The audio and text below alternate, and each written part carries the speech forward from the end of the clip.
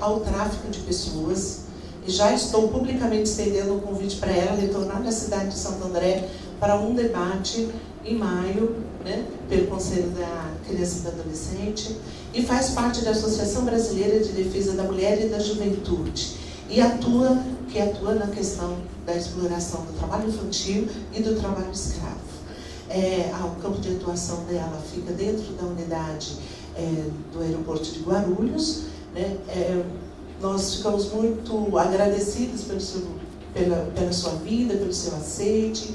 É uma companheira, uma mulher de grande penetração, trabalho, luta, está muito articulada, tem diversas parcerias, né, com os governos democráticos populares que a gente tem, e uma tarefa muito grande na questão da defesa do sistema de garantia de direitos. Né? Vou passar a palavra para você. Os palestrantes têm uma média de 15 minutos, mais ou menos, vou chegar um pouquinho antes do alô.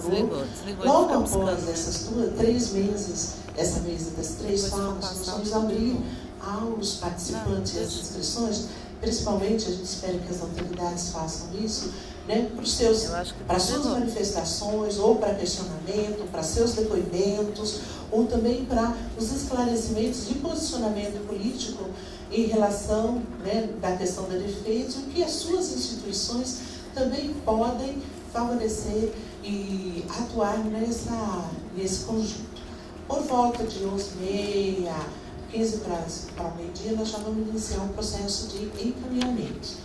Queria contar também o Roberto Ribeiro, que é o atual presidente do Conselho Municipal de Assistência e compõe também a mesa diretora do Conselho de Criança e Adolescente. Com a palavra. Bom dia a todas e a todos. Eu queria inicialmente agradecer o convite que recebi da Luciana, que é ouvidora, minha querida amiga. Saudar também o defensor, o Dr. Novaes, que com muita gentileza nos convidou para participar. E na pessoa da Maria Inês e da primeira-dama, e também da palestrante que está, a Fátima, né, hoje conosco. Desculpa, Maria Aparecida. E saudar também o deputado estadual Adriano Diogo. Agradecer muito a oportunidade que as senhoras e senhores estão nos proporcionando hoje.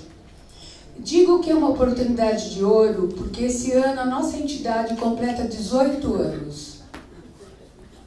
Nossa entidade foi fundada em 1997, Associação Brasileira de Defesa da Mulher, da Infância e da Juventude. No ano 2000, nós fomos procuradas pela Fundação Casa e pela Prefeitura Municipal de Guarulhos para assumir a execução das medidas socioeducativas de liberdade assistida e, mais na frente, a execução das medidas de prestação de serviço à comunidade através do Projeto Gaia. Nessa linha do tempo, nós vimos vários adolescentes tombarem, literalmente tombarem. Adolescentes que foram assassinados, a maioria deles autoria desconhecida. Nós tivemos vários relatos de tortura em várias unidades, perseguição policial desses adolescentes, discriminação da sociedade. Para se ter uma ideia da dificuldade da execução dessas medidas, nós mudamos de casa 3 vezes. E por conta de toda essa problemática e do trabalho exaustivo da equipe interdisciplinar, nós acabamos ganhando da Fundação Casa uma casa, para que nós pudéssemos efetivamente nos estabelecer a despeito do sentimento de rejeição da sociedade do entorno dessa casa. Porque a discriminação contra essas pessoas é muito grande. É tão grande que, para a sociedade, eu não quero aqui generalizar, mas o fato de um projeto como esse ficar sem receber repasse de recursos 4 meses, não tem o menor significado para ninguém. Tanto faz esse menino ser atendido ou não, o educador receber seu salário ou não. é irrelevante. Afinal, se ele morrer, melhor, ele não vai virar um bandido, pior ainda. Isso a gente ouve no seio da família, o que é muito grave. Então nós temos que nos opor a esse sentimento da sociedade num momento em que nós estamos vendo pessoas fazendo justiça com as próprias mãos. Um momento grave em que há um esgarçamento dos valores mais importantes que estão consagrados na Constituição. O respeito à dignidade da pessoa humana. Então eu trago uma frase que eu pensei de algumas leituras que eu fiz, que a dignidade é essencialmente um atributo da pessoa humana. Pelo simples fato de ser humana, a pessoa merece todo o respeito, independentemente de sua origem, raça, sexo, idade, estado civil ou condição social e econômica. Nesse sentido, o conceito de dignidade da pessoa humana não pode ser relativizado. A pessoa humana, enquanto tal, não perde sua dignidade, quer por suas deficiências físicas, quer mesmo por algum desvio moral. Deve-se, nesse caso, distinguir entre o ato infracional e a pessoa do adolescente, o ser humano adolescente. O ato deve ser submetido a uma medida socioeducativa, mas a pessoa humana deve ser tratada com respeito. E é sobre isso que nós vamos falar hoje aqui. Do desrespeito da dignidade da pessoa humana, que é tudo que nos une. Nós sabemos que criança e adolescente está consignado, está consagrado na Constituição, no Estatuto da Criança e do Adolescente, que é prioridade nacional, sujeito de direitos, pessoa em situação peculiar de desenvolvimento. O fato desse ser humano receber uma medida de internação, ele não perde a sua condição de ser humano. E ele vem sendo tratado de forma desrespeitosa. E nada mais justo do que trazer aqui a voz desses seres humanos. Tá? Então, o que eu vou ler para os senhores foi o que eu ouvi de alguns adolescentes, meninos e meninas. Jota descreveu as revistas recorrentes, Dr. Marcelo, recorrentes, várias revistas ao dia, em que esteve internado na Fundação Casa, com sentimento de ódio. Pagar revista várias vezes por dia parece ser algo que dá prazer a esses doentes. E eu não quero aqui, gente, culpar as pessoas que ficam anos e anos trabalhando em unidades de internação, sem que possam, inclusive, passar por um período de reciclagem, que acabam observando que a situação é incontrolável e banalizando absolutamente tudo. Ficar de coruja, abaixar 3, 4 vezes por dia, fazer canguru, para mim é humilhação. Virar de costas, nu, para mostrar os pés e as minhas intimidades, ouvir tiração de sarro desses doentes gera ódio em mim. À noite no barraco, tem de dormir vestido. Às vezes na madrugada alguém grita, descasca, descasca. É hora novamente de uma revista. Isso acontece muito nas unidades pelas quais eu passei. Alguém vai e diz, vai dormir de coruja hoje. É cueca, tá? Qualquer hora da noite tem revista no barraco. Agressão física, tapas, socos na cabeça, principalmente atrás, soco na costela ou na barriga por qualquer motivo. Às vezes eu fico pensando que é porque ele não gosta da cara do menino ou porque o menino não está de braços para trás. Para mim, o mais vergonhoso é ficar de canguru, mãos na nuca e agachar 3 vezes. Na fala dos adolescentes. A pior unidade que eu passei era a opressão, a humilhação e o xingamento que eu recebia. Era tudo na base da pancada. Hoje, na unidade que estou, tem menos porrada, mas ela tem e ela vem quase todo dia. Eu fiquei muito revoltado quando eu soube o que fizeram com a minha mãe. Ela mostrou as intimidades dela, ficou sem roupa e agachada. Tiraram um sarro da cara dela, falaram do corpo dela. Ela não quis mais me visitar de vergonha. Só a humildade, doutora, me fez sobreviver. Do que eu tenho mais medo é da polícia, porque todo tempo eu sou perseguido.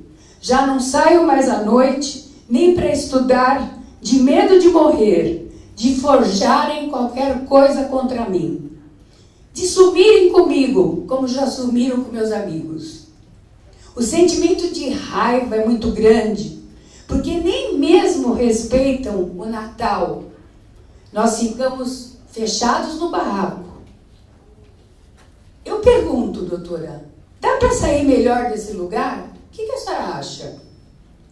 Eu saí porque sou humilde, porque minha mãe não me abandonou. Não é fácil toda hora ser xingado de demônio, vagabundo, pedrinha, caralho e filho da puta. As pessoas saem daqui pior do que entrou, porque ficam com muito ódio. M diz que a visita da mãe trouxe muito ódio para ele. Ela ficou nua e teve que agachar. Chorou muito. Falou que não ia me abandonar. Lá dentro, um cara tirou o sarro e ficou me zoando do corpo da minha mãe. Eu tive vontade de acabar com ele. E é isso que gera rebelião. Porque ninguém aguenta uma coisa dessas com a sua própria mãe. É toda hora porrada. Tapa na orelha, soco na cabeça. Os mais novos sofrem, morrem de medo, chegam a tremer. Eu odiava a revista. Eram muitas vezes por dia. Agachar, ficar de coruja, dar 3 pulinhos. E o pior, ver as minhas intimidades quando pediam para eu virar para trás. Na hora de dormir, tudo novamente. Descasca, descasca, descasca. Isso é opressão para mim. Eles entravam gritando, seus demônios, seus capetas, seus pedrinhas, seus filhos da puta. Tira tudo, seu viado. Isso tudo gera ira. Uns contra os outros. Daí vem a rebelião como único meio de extravasar. Alguns doentes se reúnem em grupos para agredir os meninos de porrada, além dos xingamentos e humilhações. O pior de tudo é a falta de respeito. Só não se perde de uma vez quando se tem algum apoio de uma tia, de uma mãe, de uma namorada. Ninguém sai bem desse lugar. Sem família, sem apoio, todo mundo sai pior do que entrou. As palavras ira, opressão e humilhação nós temos dentro da nossa cabeça. G acha que a pessoa sai pior do que entrou por conta do ódio que gera dentro dele. As coisas só podem melhorar se ninguém agredir, se ninguém humilhar. Os primários são os que sofrem, porque escolhem o lado dos irmãos ou dos opressores, que também são perseguidos. A polícia é perigosa, ela foge às coisas, ela manda matar, ela some com as pessoas. Quando mata injustamente, a revolta é muito grande. Meu amigo foi morto porque ele tomava remédio controlado e não soube reagir como deveria quando foi abordado pela polícia. Eu tenho ódio da hora da descasca. Abaixa várias vezes. Faz canguru de costa para ver o que tem dentro. Nessa hora tem tiração de sarro. Dá vontade de agredir também. E pior, é ser xingado toda hora de demônio e de pedrinha.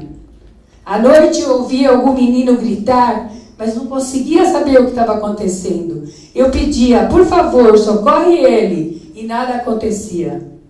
A mãe que visita é obrigada a sofrer humilhação, porque tira toda a roupa e tem que agachar. A maioria chora de vergonha e nunca mais volta. Isso leva à rebelião e ao ódio. MG são 2 meninas que ficaram 1 mês em unidades. A revista vexatória só acontecia na hora da visita, quando alguém desconfiava que tinha alguma coisa errada. Eram obrigadas a ficar nuas e agachar 3 vezes. Além de ficar de costa para ver melhor a intimidade se tinha alguma coisa dentro. Havia muito espancamento, tipo escolher alguém para bater, por exemplo, porque essa menina tinha intimidade com outra menina. Aí colocava algemas e mantinham uma delas em ambiente fechado. Ou também, quando a menina vinha com a cabeça cheia de drogas, gritava muito, era algemada, espancada e colocava num quarto fechado. Lá dentro, o que mais tem é mulher com mulher, mas eles não aceitam.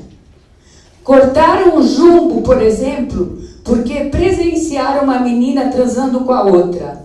Aí vinha um movimento de rebelião. Eu tinha medo, ficava agachada para não me envolver, porque tudo que eu queria é sair dali o mais rápido possível. Coisa errada mesmo, é o que fazem com as nossas mães e as nossas crianças. Quando chega o dia da visita, elas têm que tirar a roupa, agachar 3 vezes. Até meu filho, que é bebê, teve que tirar a fralda. Todo mundo que vai visitar tem que tirar a roupa, não importa a idade. Minha mãe chorou muito, nunca mais foi me visitar. As mães não aguentam essa humilhação.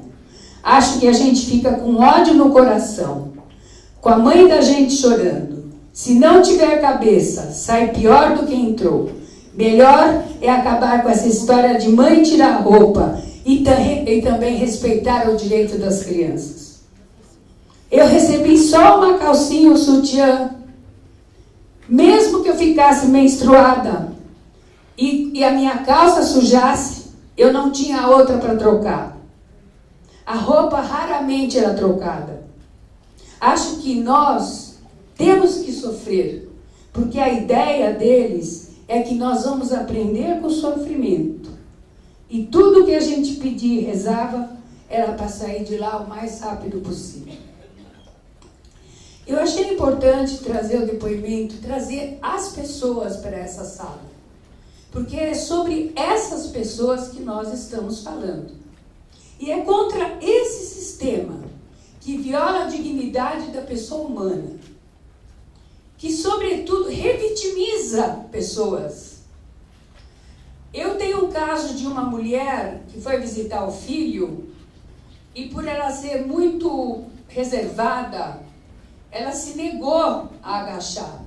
Como eles usam esse não flexionar, agachar.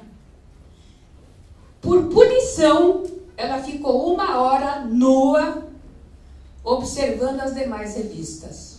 Até hoje ela tem problemas sérios de natureza psicológica e psiquiátrica, por conta da humilhação que ela passou. Então, esse é um momento de ouro para a gente falar que a revista vexatória, de acordo com a justiça criminal, é incompatível com o ordenamento jurídico brasileiro. Que o princípio da dignidade da pessoa humana não pode ser violado com regras administrativas. Que somos nós que precisamos ter de plantão equipes de monitoramento que possam buscar, acima de que possam apurar as irregularidades dessas graves violações dos direitos humanos praticados contra os familiares e contra os adolescentes, porque cabe ação de reparação de dano moral, tanto de um lado quanto do outro, tá? Que sejam propostas ações de indenização por danos morais resultantes dos maus tratos, responsabilização administrativa, penal e civil do agente violador. Ferragori lembra que a repressão e a educação são definitivamente incompatíveis, como são a privação de liberdade e a liberdade mesma, que constitui a substância e o pressuposto da educação, de maneira que a única coisa que se pode pretender o cárcere é que seja o menos repressivo possível e, por conseguinte, o menos dessocializador e deseducador possível. E aqui eu vou usar uma fala do Dr. Flávio Américo, que é defensor público. Não é e nem haverá internação boa. Muito obrigada.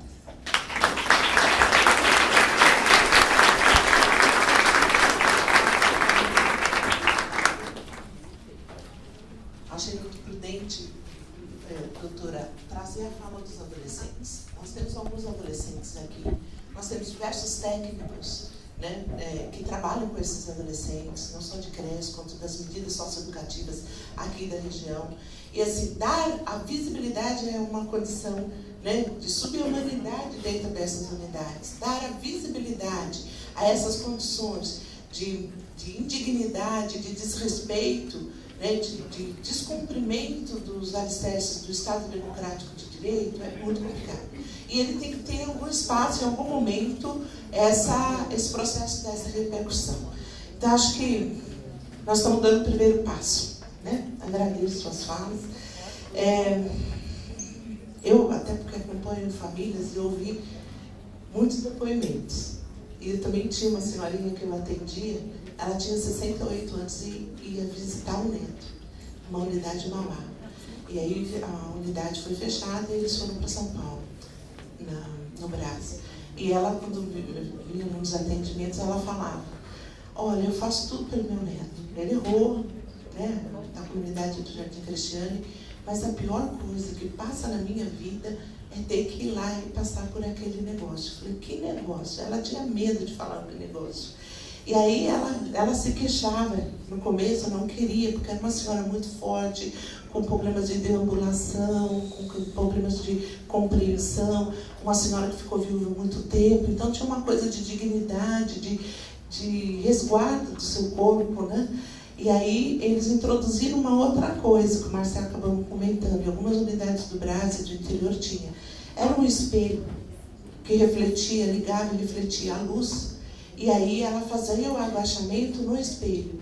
E aí essa senhora, diante dessa situação, eles acabaram, os técnicos, o pessoal, né, acabou adotando o espelho. Né? Imagina, a gente usa balança, né? E alguns espelhos também, que faz parte.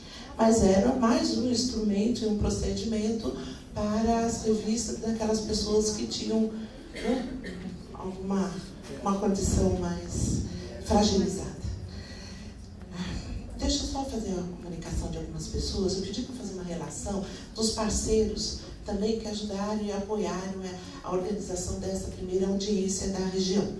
Valdemir da Silva, do CT de Mauá, a Valquíria Maestro, daqui do CT1 de Santo André, a Rita Emília Lopes, do CT2 de Diadema, o Douglas Silva, do CT de Mauá, a Roseli, que eu já citei, o Rodolfo Antônio, do CT3, Mirceia, daqui de Santo André, a Débora Duarte, Débora Prado, daqui de Santo André, o Agnes de Souza, do CT de Mauá, a Tânia Cristina, que eu já citei aqui de Santo André, a Expedita Vicente, que é do CT de São Bernardo do Campo, a Márcia Corsi, que é daqui do CT2, e a Eliana Fernandes, que é do nosso CT3, aqui de Santo André. Tá? Além da senhora Sônia Garcia, que é a secretária da Secretaria de Assistência e Desenvolvimento Social de Ribeirão Pires. Agradeço a sua presença. A senhora Eunice Aparecida, representando o vereador Coronel Edson Sartano.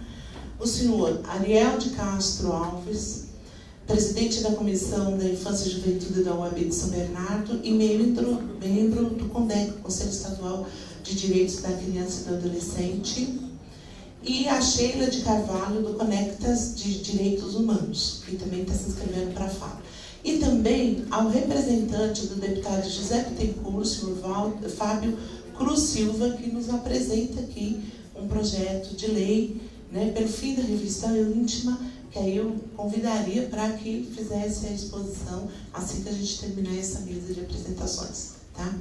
Agora eu vou passar a exposição para a doutora e parceira, né, Maria Aparecida Dix-Cheade, né, doutora, faz parte da coordenação também da rede de proteção, a rede de enfrentamento ao abuso sexual de criança e adolescente, pessoas com deficiência, pessoa idosa aqui de Santo André, atua como profissional no ARME, né, numa unidade de referência que nós temos para violência sexual e doenças infecto-contagiosas, e além de ser pediatra, que vai fazer a sua exposição falando dos impactos da questão, né, necessidade ou não dessa revista e que impactos isso acaba procedendo, não só na sua saúde física, quanto na saúde psicológica. Doutora, 15 minutos. Senhoras e senhores, e é pediatra. Eu explico porque muita gente não sabe. Então eu quero iniciar a nossa conversa dizendo o seguinte: nós, enquanto membros do Conselho Municipal dos Direitos da Criança e do Adolescente, enquanto coordenadores da Rede de Saúde para Atenção à Violência e Abuso Sexual de Santo André, enquanto professores da Faculdade de Medicina, portanto, formadores de técnicos, de profissionais, nós repudiamos, nós não aceitamos nenhum tipo de violência, seja em qualquer faixa etária e qualquer gênero, porque nós temos muito claramente as consequências que toda e qualquer violência, seja de qualquer intensidade, acaba trazendo para suas vítimas. E mais do que isso, as dificuldades que temos enquanto profissionais técnicos em tratar essas vítimas, em tratar essas consequências. Então, discutir um procedimento que é comum na prática de um adolescente, isso me deixa muito otimista, porque é uma forma de combater algum tipo de violência. Tá? E por que temos bem claro que violência só traz prejuízo, não resolve nada, não conserta ninguém? Porque enquanto estamos falando em crianças e adolescentes, nós temos que entender o desenvolvimento que acontece desde o momento em que a criança nasce, ou ainda antes do momento em que essa criança é gerada, até o seu completo desenvolvimento quando termina a adolescência e esta pessoa se torna uma pessoa adulta. Então, enquanto médica, pediatra e ebiatra, para quem não sabe, o médico ebiatra é o especializado na adolescência, assim como o pediatra é especializado na criança.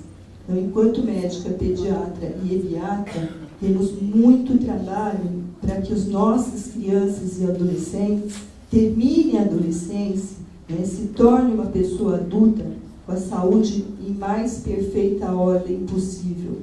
Então, eu gostaria rapidamente de passar alguns conceitos técnicos, que é o meu objetivo aqui nessa mesa, para poder fazer com que as pessoas que sejam leigas consigam olhar o problema de uma outra forma.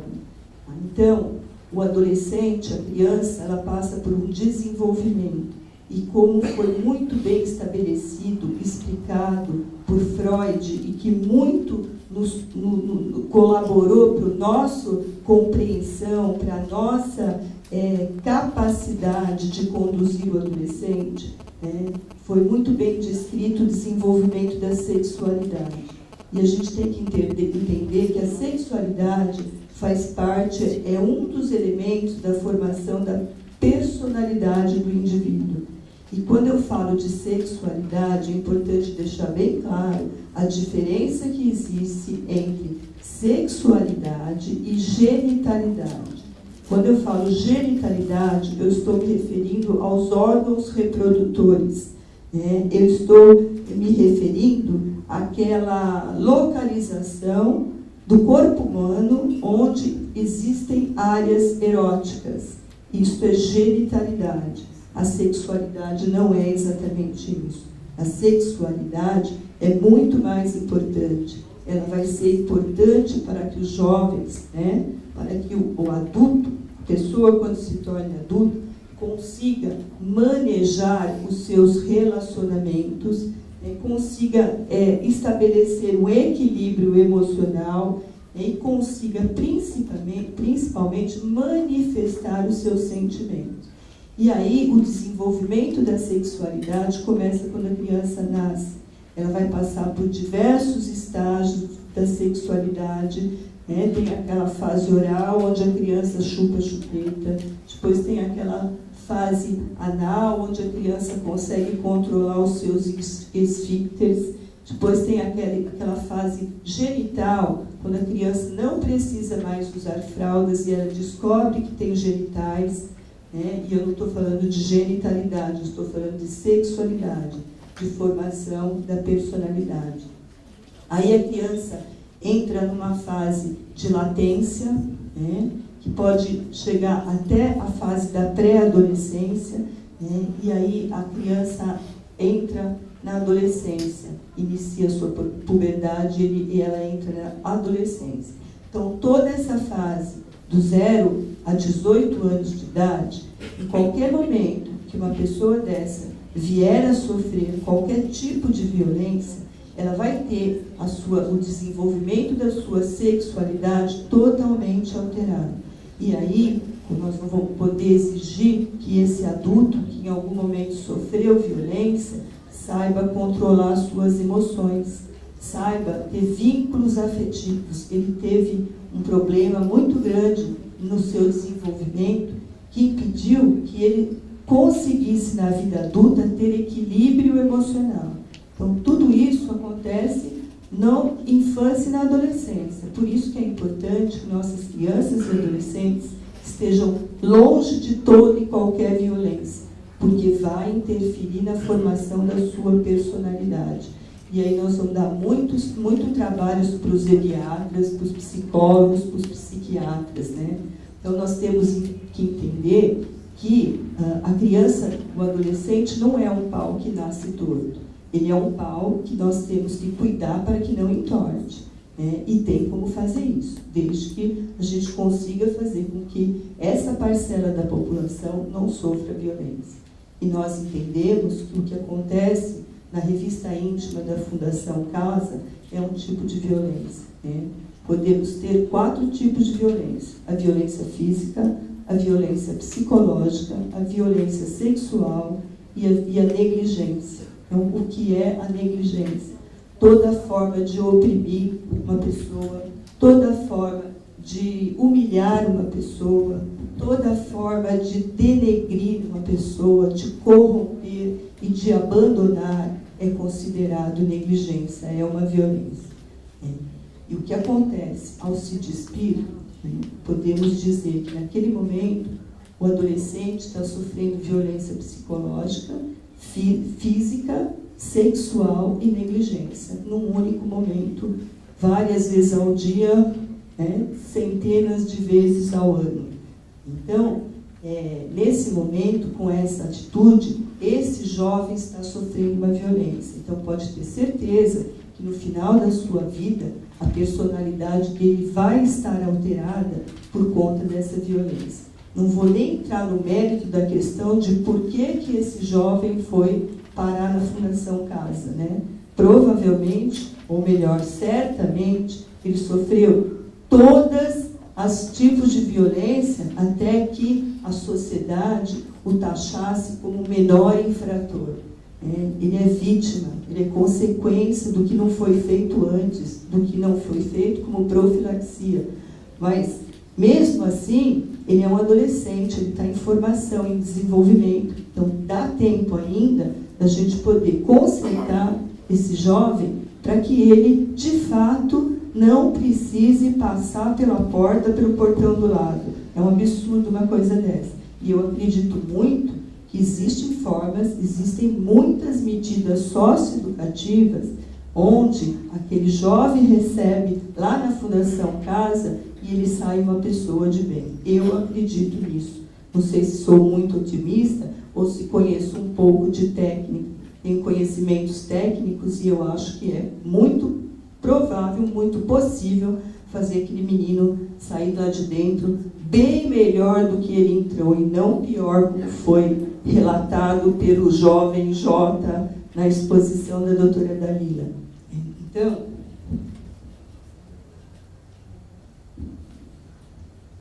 voltando à parte técnica, então a identidade sexual de uma pessoa, de um indivíduo, vai ser aquele modo singular, aquele modo próprio dele de viver a sua sexualidade. O que é a sexualidade? Os aspectos afetivos, né? Os aspectos eróticos, aspectos amorosos, a própria história de vida da pessoa, né, está marcada na sua identidade sexual. E tudo isso é semeado pelos valores culturais que o indivíduo carrega, né? Então, quando uma pessoa tem, durante a sua fase de desenvolvimento, seja na infância e na adolescência, qualquer forma de violência, ele vai ter consequências, né? E essas consequências são muito grandes, né? Nós podemos perceber no ambulatório que fazemos de crianças e adolescentes vítimas de abuso sexual, né? Como é difícil tratar essas crianças, esses adolescentes, quantas sequelas eles têm, como a sua personalidade, a trilha da sua personalidade é alterada quando essa criança e esse adolescente sofre uma violência, né? Então, a gente percebe claramente que essas vítimas, essas crianças, esses adolescentes, eles acabam tendo muita dificuldade de relacionamento, né? E aí as reclamações da família, dos colegas, dos professores, né, Fátima, né, essa criança aqui tem um problema, não consegue se relacionar com os colegas, com os professores. Por que será que não consegue se relacionar? Porque esse adolescente é um pau que nasceu torto, ou entortaram a vida dele no decorrer dela, né? São adolescentes, são crianças que têm muita situação de depressão. Depressão é uma doença gravíssima num adulto que já tem seus conceitos, sua personalidade formada. Imaginem quem está em formação. É uma doença muito ruim, muito incapacitante. A criança, o adolescente não sai da cama, não quer brincar, não quer estudar, né? Então, mais consequências dele não brincar, não estudar por conta de uma depressão. E a revista íntima é uma violência. Acaba trazendo um problema de baixa autoestima. A pessoa vítima de qualquer tipo de violência tem a sua autoestima muito prejudicada. E a partir do momento que a autoestima está prejudicada, a pessoa não se cuida, não se gosta, não tem interesse por nada, não tem interesse por pessoas, por vida, por aprender. E eu estou falando de criança e adolescente com baixa autoestima, né? Essas crianças não têm meios de se defender, portanto, são mais revitimizados ainda por conta de uma baixa autoestima, sequela de uma violência, seja ela física, psicológica, sexual ou uma negligência. A criança entra num sofrimento psíquico muito grande. São crianças e adolescentes que sofrem de cefaleia, de dor de cabeça, estão sempre morrendo de dor de cabeça. Muitas vezes, uma dor de cabeça ignorada, não acreditada. São pessoas que têm convulsões sem motivo nenhum. São crianças e adolescentes que estão sempre com dor abdominal no pronto-socorro. Frequentemente, diariamente, estão lá no pronto-socorro com dor abdominal por conta do sofrimento psíquico que elas têm. O médico não acha nada. Mas, de novo aqui, mas que dor abdominal é essa que não passa nunca? Não está na barriga a dor. A cefaleia não está na cabeça, está na consequência da violência que ela sofreu. Está na alma da criança. Aí essa criança, esse adolescente vitimizado, ele tende a se isolar. E isso não é uma característica normal do adolescente. O adolescente vive em grupo, vive em bandos. Essa é a característica de adolescente, viver em turma. Ele precisa dessa turma para formular os seus próprios conceitos, as suas opiniões, para entender o que é certo e o que é errado, se ele não conviver em grupo, conviver isolado, como a gente vê, como que ele vai ter as suas próprias opiniões? Não vai ter, não vai ser possível uma personalidade sadia. Muitas vítimas de violência se sentem culpados, principalmente na nossa sociedade. Quando você pergunta assim para a criança, por que sua mãe te bateu? Porque eu fiz arte. Ela é culpada. Por que essa adolescente foi estuprada? Porque eu estava de minissaia, então a culpada fui eu. Por que eu fui parar na Fundação Causa? Porque eu cometi um delito. Então, assim, é comum a vítima de violência se sentir culpada. E isso nem sempre é culpa dessa vítima. Muitas vezes é culpa de toda uma sociedade.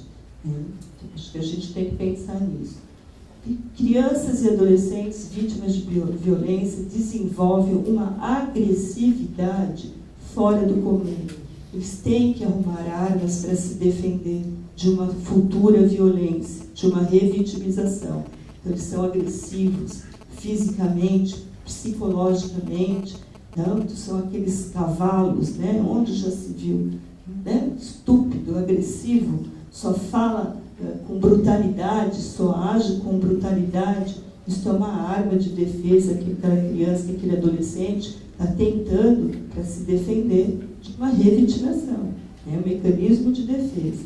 E aí, diante de todas essas situações, tem aumentado demais a incidência de suicídio em crianças e adolescentes.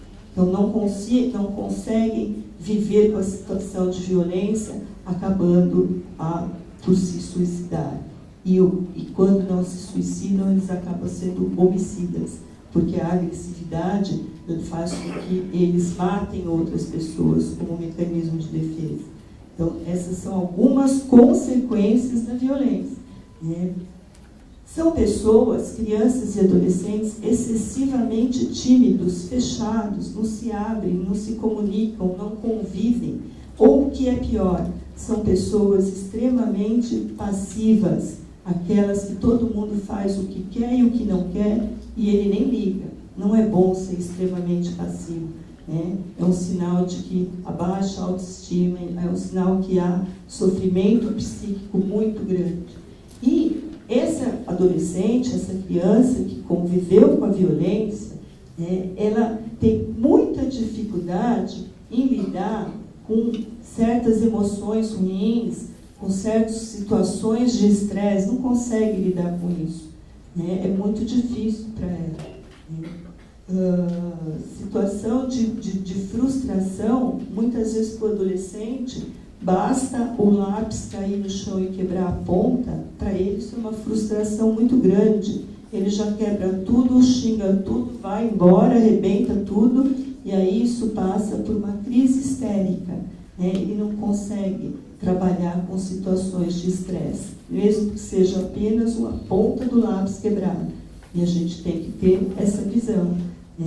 E todas essas consequências acabam levando a um grande prejuízo na área cognitiva dessa criança, desse adolescente.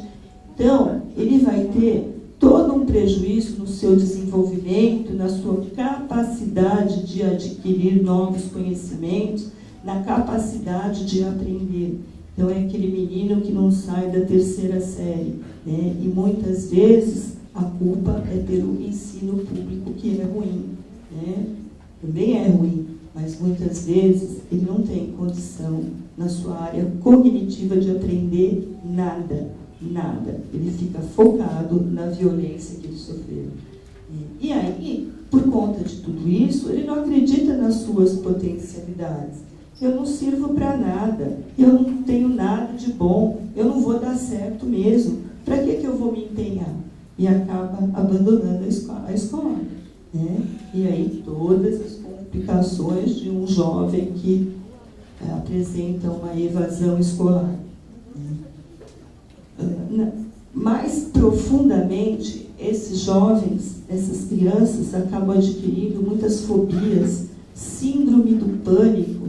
Eu não sei se algum de vocês já conviveu com uma criança com síndrome do pânico. Não existe nada pior do que isso. A criança não tem medo de nada, ela não conhece a vida, ela não conhece problemas, né? O adolescente é valente, né? O adolescente é aquele cidadão que acha que ele é indestrutível, né? Imagina essa criança, esse adolescente na cama, com a porta fechada, a janela fechada, com síndrome do pânico. Eu espero que vocês nunca tenham a oportunidade de presenciar uma situação dessa. E aí, depois de tudo isso, quando esse adolescente se torna um adulto, o que ele vai reproduzir? Como que ele vai ser? Ele vai revitimizar as pessoas, ele vai transmitir para a sociedade tudo que ele aprendeu, toda a experiência que ele teve, seja lá na Fundação Casa, seja lá na casa dele, né? Então, toda essa experiência ruim, ele vai transmitir para a sociedade, porque é só isso que ele conhece, né? E aí, todo o problema social que a gente tem, e acaba acontecendo uma inversão total dos papéis. Então, essa criança e esse adolescente que hoje é vítima, né, amanhã vai ser o adulto condenado. Então, vai acabar acontecendo essa inversão de papéis. E é assim que caminha a nossa sociedade na questão da violência. Então, se a gente não cuidar, não efetivar medidas socioeducativas desse jovem lá na Fundação Casa, serão essas as consequências da sua vida futura. E eu acho que a revista íntima é uma forma de violência muito grande. Quem que gosta de se expor publicamente sem roupa? Quem gosta de ir ao médico? Né? Quem se sente à vontade? Mulheres, qual de vocês se sente à vontade diante da ginecologista de confiança da gente? Ninguém. Imagina o adolescente lá tendo que vivenciar isso. Isso é uma violência em todos os aspectos. E isso vai trazer consequência para a vida desse jovem. Então, a gente tem que pensar bem se não existem outras maneiras, né, de coibir a entrada de objetos que não devem estar dentro da Fundação Casa. Eu acredito que a tecnologia já está bastante avançada para isso. Né? Acho que não precisa ser dessa forma. E eu só queria citar aqui para que vocês entendam tudo isso que eu falei a respeito das consequências da violência. Nós tivemos um exemplo aqui na fala do deputado Adriano, ficou bem claro as consequências da violência que ele sofreu. Eu espero que a personalidade dele tenha sido muito pouco afetada diante desta violência. Muito obrigada.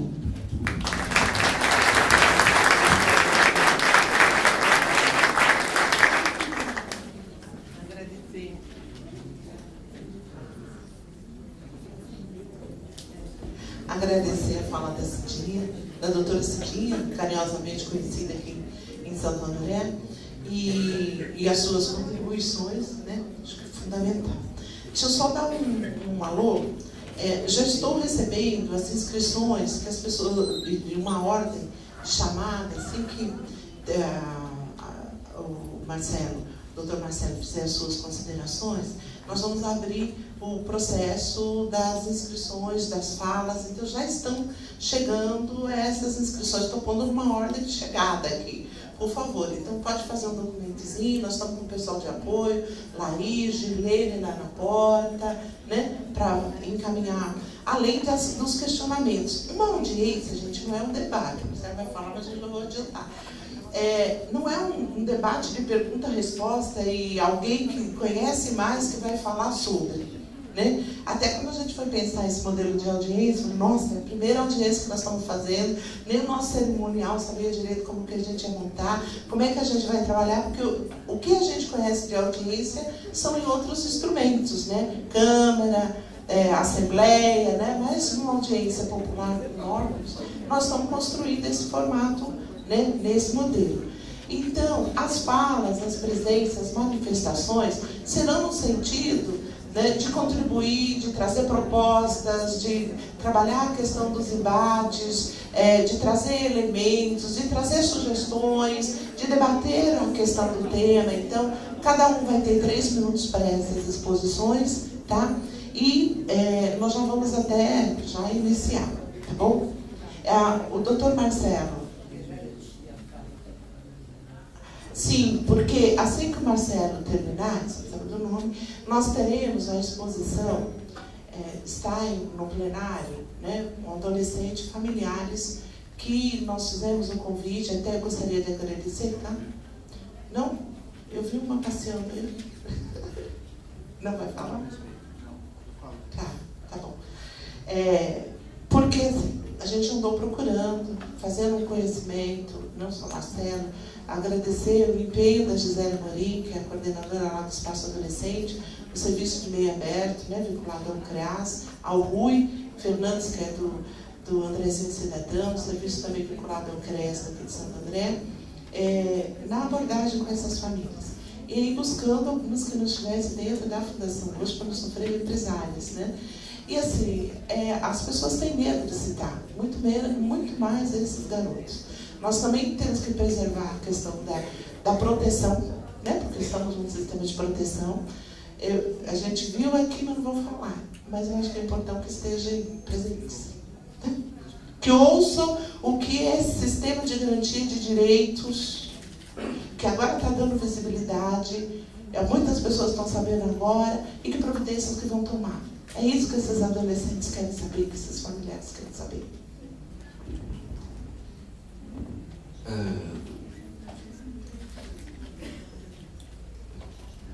Meu bom dia para todos. Tenho 3 minutos, vou ser breve, extremamente breve. Em primeiro lugar, a doutora Dalila agradecer a colaboração, a doutora Cidinha também. Relativamente à questão de Guarulhos, a doutora Dalila vive num lugar onde tem um Esquadrão da Morte. Esquadrão da Morte, aquele que a gente teve na década de 70.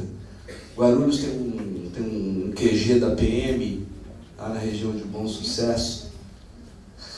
E é o lugar onde, na Grande São Paulo, onde tem mais gente sumida, desaparecida, morte, alta de resistência adolescente. E por incrível que pareça, nada é apurado, ninguém é punido. Eu conheço o delegado de DHPP que pediu, se o sujeito pega um inquérito desse, parece uma música de um samba de break. O sujeito pede para sair da polícia para não ir para aquele lugar. A polícia pede para sair da polícia para não ir para aquele lugar. É uma vergonha. Eu acho que nós precisamos de um novo Hélio Bicudo, de novos promotores, ressuscitar os promotores da década de 70 para poder fazer uma investigação decente sobre o que acontece naquela cidade. Agora, o que acontece com relação aos depoimentos é o que a doutora Cidinha disse. As pessoas... É um assunto extremamente doloroso, machuca a alma dessas pessoas que saíram, desses familiares. Nós colhemos alguns depoimentos, inclusive com a colaboração de entidades. Subimos morro no Zaira, aqui em Santo André. Temos esses depoimentos, as pessoas não estão identificadas. Todos eles vão nesse sentido de ser uma prática extremamente vexaminosa.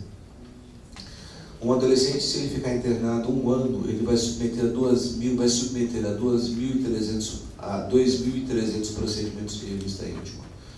Imaginem, minhas senhoras e meus senhores, que vocês, antes de virem para cá, tivessem que submeter a 3 revistas íntimas. Acordaram até agora, não eram 3?